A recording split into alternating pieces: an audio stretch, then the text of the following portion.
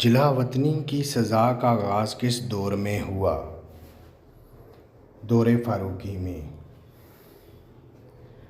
طاعون کی وبا کس خلیفہ کے عہد میں پھیلی تھی؟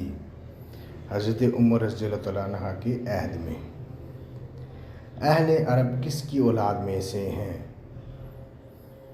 اہل عرب سام بن نوح علیہ السلام کی اولاد میں سے ہیں۔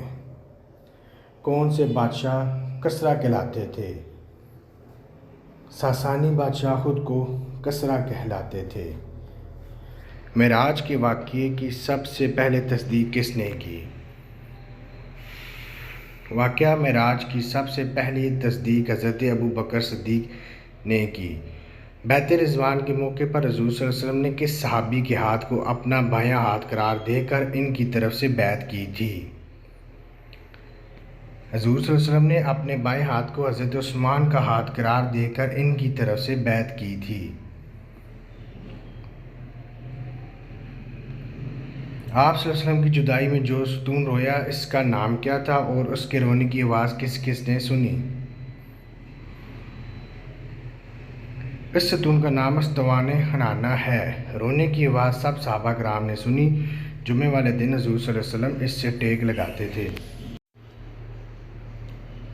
کس کے گھر بیٹی کب پیدا ہوتی ہے؟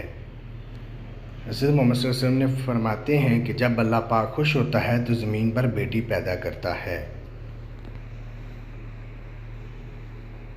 اعتکاف کی کتنی قسمیں ہیں؟ اعتکاف کی 3 قسمیں ہیں۔ سال بھر میں کتنے روزے حرام ہیں؟ 5 روزے سال میں حرام ہیں۔